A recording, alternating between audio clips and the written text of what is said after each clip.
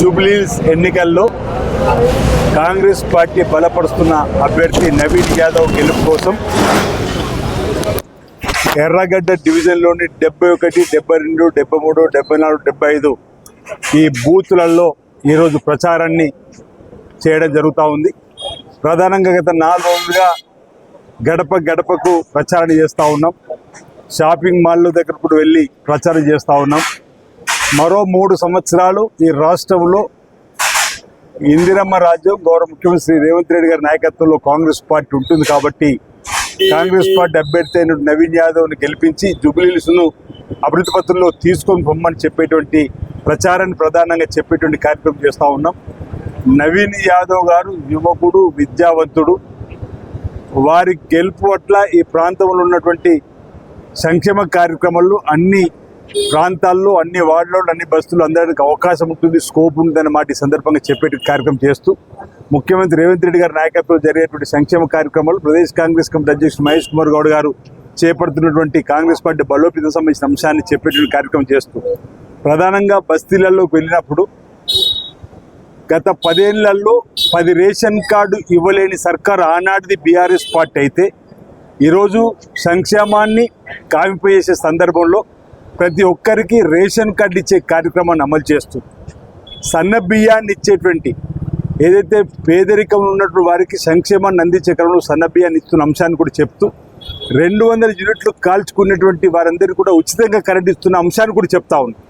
BRS గవర్నమెంట్లో ఒకవేళ 3 మాసాలు గిట్ట కరెంటు బిల్లు కట్టకపోతే కరెంటులు వచ్చి కరెంటు కట్ చేసిపోయారు. కనుక 22 మాసాలుగా 200 యూనిట్లు కాల్చుకునే బస్తీలలో ఎవరు కూడా కరెంటు బిల్లు కడతలేరు. ఈ అంశాన్ని కూడా మేము బస్తీ వాసులకు చెబుతూ ఆడతల్లు ఆర్టీసీ బస్సులు ఉచితంగా ప్రయాణం చేసే కార్యక్రమం ఈరోజు చిరుద్యోగ మహిళా తల్లు కానీ, హాస్పిటల్లో పనిచేసే తల్లు కానీ, లేదు చదువుకున్నటువంటి ఆడతల్లు కానీ ఈరోజు ఆర్టీసీ బస్సులు ఉచిత ప్రయాణం చేసేటువంటి అంశాన్ని కూడా 500కే సిలిండర్ ఇచ్చేటువంటి కార్యక్రమం. అంటే ఇవన్నీ కూడా సంక్షేమాలు పేద ప్రజలకు అందేటువంటివి. ఈరోజు జూబ్లీహిల్స్లో 82% ఈరోజు సంక్షేమాన్ని అందుకుంటున్నటువంటి ప్రజలు ఉంటారు కాబట్టి మాకు నమ్మకం, విశ్వాసం ఉంది. ఇందిరమ్మ రాజ్యంలో ప్రజాపాలనలో నవీన్ గారికి ఓటు వేసి ఈ సంక్షేమ కార్యక్రమం ఇస్తున్నందుకు సహకరించే విధంగా, ఈ ఆశీర్వదించే విధంగా ఓటు వేయడంతో పాటు రాబో 3 సంవత్సరాలు మా బస్తీలను, మా డివిజన్లను మేము అభివృద్ధి పత్రంలో ఈ ప్రభుత్వానికి అండగా నిలబడి చేసుకుంటాం చెప్పని ప్రజలలో మాకు ప్రచార సరళిలో కనిపిస్తూ ఉంది.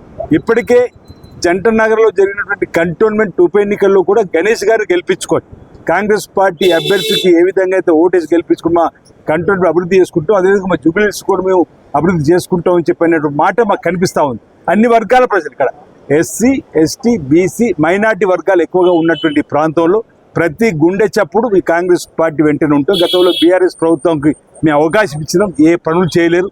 ఇటీవల 2-3 మాసాల క్రితం ఇంచుమించు 100 కోట్ల పైచీలకు ఈ నియోజకవర్గానికి ప్రభుత్వం నిధులు వెచ్చించిందని, వాటర్ లేకపోతే వాటర్ ఇచ్చే కార్యక్రమం, వైర్లెన్స్ ఉంటే వైర్లు వేసే కార్యక్రమం, రోడ్లు బాగాలేకపోతే రోడ్లు కూడా వేస్తున్నారని చెప్తున్నారు. కమ్యూనిటీలకు సంబంధించి కూడా ఇబ్బందులు ఏర్పాటు చేస్తున్నారు.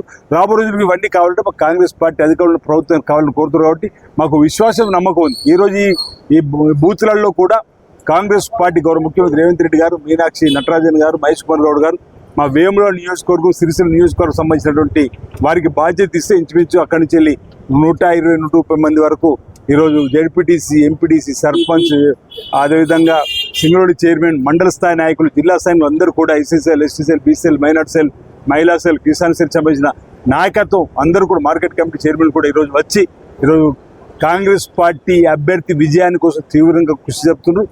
ప్రతి గడప గడపకు వెళ్ళి ఈ రాష్ట్ర ప్రభుత్వం చేపడుతున్న సంక్షేమ కార్యక్రమాలు చెప్తున్నాం. 3 సంవత్సరాల అధికారం ఉంటుంది, మీకు ఏ పనైనా చేసి పెడతామని చెప్పిన మాటలు చెప్తా ఉన్నాం అనమాట. సందర్భంగా తెలియజేస్తా ఉన్నాం. కేటీఆర్ గారు చెప్తున్నారు, సారు మీకు బుల్డోజర్ కావాలా, అభివృద్ధి కావాలా, కాంగ్రెస్కి వేస్తే మీ ఇంటి కాడికి బుల్డోజర్ వస్తే మళ్ళీ కేటీఆర్ ఇల్లు కూలేస్తారని చెప్తున్నారు. మీరేం చెప్తారు? ఇప్పుడు కేటీఆర్ గారు మాటలకు మతి లేదు, మతి లేని మాటలు మాట్లాడడం వాళ్ళు ప్రెస్టేషన్ ఉన్నారు.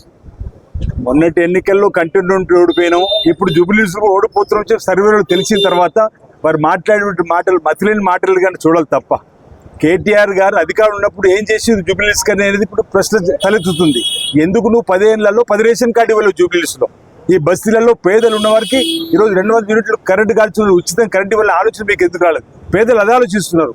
ఈరోజు గ్రామాలలో డబుల్ బెడ్రూమ్, ఇక్కడ కూడా బస్తీలలో డబుల్ బెడ్రూమ్ కనిపిస్తలేవు ఎక్కడ కూడా. ఆనాడు పీజీఆర్ గారు చేసినటువంటి సంక్షేమ కార్యక్రమం, వైఎస్ రాజశేఖర్ గారు ఉన్నటువంటి సంక్షేమ కార్యక్రమం, మళ్ళీ ఇప్పుడు రేవంత్ రెడ్డి గారు సర్కార్ వచ్చిన తర్వాత ఈ 2-3 మాసాలలో మాకు నిధులు వస్తున్నాయని చెప్తా ఉన్నారు.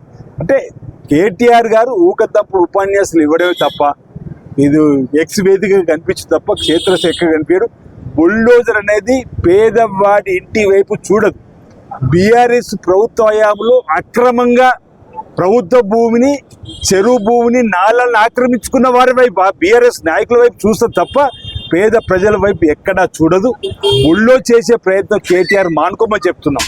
ఈరోజు బుల్డోజర్ సంస్కృతి అని చెప్పి మీరు బుల్లో చేసే ప్రయత్నం చేస్తున్నారు, అది వికటిస్తుంది సుమ. ఈరోజు మీ 10 సంవత్సరాల హయాంలో ఏవైతే అవినీతి అక్రమాలతోటి సంపాదించుకున్నటువంటి మీ భూములు, అక్రమ కట్టడాలు, ఈరోజు చెరువులను కబ్ చేసుకున్నారు, డాలాలు కబ్ చేసుకున్నారు, శిఖభూములు కబ్ చేసుకున్నారు.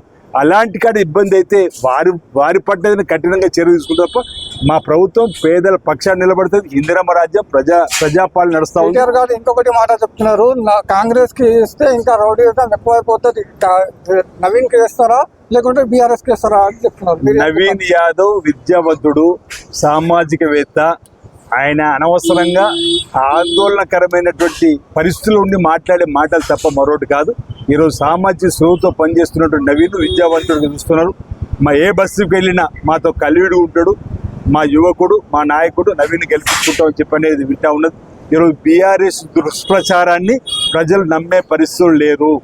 దుబాయ్ కేంద్రంగా విద్వేషపు వాట్సాప్ గ్రూపుల ద్వారా వాళ్ళు చేసేటువంటి ప్రచారాన్ని ప్రజలు నమ్ముతలేరు. ఇప్పటికీ మేము ప్రజలకు చెప్పడం జరిగింది, వాళ్ళు దుబాయ్ కేంద్రంగా జరిగే వాట్సాప్ విద్వేషపు మాటలు దయచేసి నమ్మకం చెప్పినాం. ప్రజలు గమనిస్తున్నారు. ఇక్కడ చక్కటి ఆలోచన ఉన్నటువంటి నవీన్ యాదవ్కి యువకుడికి అవకాశం ఇచ్చింది రేవంత్ రెడ్డి గారు సర్కార్ అనేటువంటి ఆలోచన ఉన్నారు. ఈరోజు మల్లికార్జున ఖర్గే గారి ఆశీస్సులు, శ్రీమతి సోనియా గాంధీ గారు, రాహుల్ గాంధీ గారి ఆలోచనలు ఉన్నాయి. కాబట్టి తప్పనిసరిగా ఎన్నికల్లో జూబ్లీ హిల్స్ లో నవీన్ యాదవ్ మంచి మేరతో గెలవడం ఖాయమని బట్టి సదరు చెప్తా ఉన్నా. బీజేపీ ఏమంటారంటే ఎంఐఎం ఆర్ కాంగ్రెస్ ఇద్దరు కలిసి ఇక్కడ జూబ్లీస్ లో మోసం చేస్తున్నారు, మాకి గెలిపిస్తే కేంద్రానికి వెళ్ళి మేము నిధులు తెస్తామని చెప్తున్నారు. భారతీయ జనతా పార్టీ అసలు పోటీ లేదు జూబ్లీ హిల్స్ లా, టీఆర్ఎస్ వైపు వెళ్ళిపోతున్నారు. భారతీయ జనతా పార్టీ క్యాండిడేట్ గతంలో పోటీ చేసిన అభ్యర్థి పెట్టే క్రమంలో ఎక్కడైనా ప్రచారశాలలు కనిపిస్తున్నారా? ఈరోజు బీజేపీ బీఆర్ఎస్ ఒకటి కావాలని చెప్పేసే ప్రయత్నం జూబ్లీ హిల్స్ వరకు మరోసారి తేటదలేదు. మీ ఇంతకుముందు అన్నాం, గల్లీలో లొల్లి, ఢిల్లీలో దోస్తీ బీఆర్ఎస్ బీజేపీ అని మొదటి నుంచి కూడా చెప్తున్నాం. ఇద్దరు వైఖరి ఒకటే అని చెప్పండి.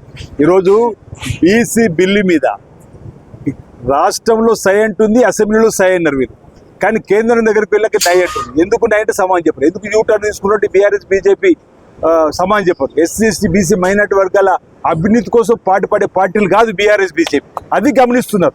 ఈ ఎన్నికల్లో అన్ని వర్గాలు కూడా ఈరోజు కాంగ్రెస్ పార్టీపై మొగ్గు చూపుతుంది. కాబట్టి ఈరోజు వారు అలాంటి ఆలోచన చేస్తుంది తప్ప మరొకటి కాదు. అసలు భారతీయ జనతా పార్టీ ఇక్కడ 3rd ప్లేస్ అనుకుంటాను నేనైతే. ఈరోజు తప్పనిసరిగా కాంగ్రెస్ పార్టీ అభ్యర్థి నవీన్ యాదవ్ గారు పెద్ద మెజార్టీతో గెలుస్తారని చెప్పి సంగతి తెలియజేస్తారు. Thank you.